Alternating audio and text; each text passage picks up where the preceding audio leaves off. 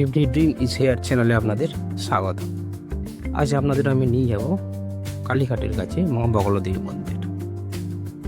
চলুন আমরা আস্তে আস্তে দেখি মন্দিরে কী আছে না আছে।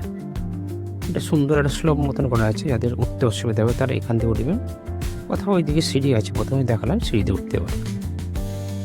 এই সিঁড়িতে উঠে এই হচ্ছে মূল মন্দির। আমরা যখন পৌঁছেছিলাম তখন যদিও খোলার কথা ছিল, কিন্তু খোলেনি, কারণ দিনটি সরস্বতী পুজোর দিন ছিল। সাধারণত 4:30 নাগাদ খোলে, কিন্তু ওই দিন মোটামুটি 5:30 নাগাদ খুলেছিল। আমরা অনেকক্ষণ অপেক্ষা করেছিলাম। চলুন দেখাই মন্দিরে কী আছে না আছে।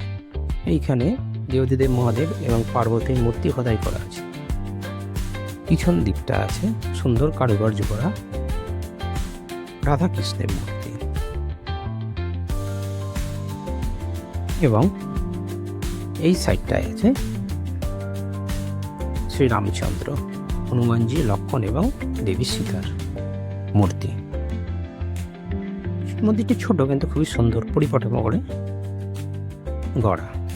এই হচ্ছে কালীঘাট ব্রিজ। গোপালনগর থেকে গেলে কালীঘাট ব্রিজের শেষের দিকেই ব্রিজটা পড়বে। দিনের চেয়ে সন্ধ্যের দিকে এটা আলো রসনায় তারও খুবই সুন্দর লাগে। দেখুন, এই আমি সন্ধ্যের দিকে একটু ভিডিও করেছিলাম, পড়ন্ত সন্ধ্যে খুবই সুন্দর লাগছিল। সুন্দর ফটোজনিক, আপনারা এখানে ফটোও তুলতে পারবেন। আমরা অনেক ফটো তুলেছিলাম, আনন্দ করেছিলাম।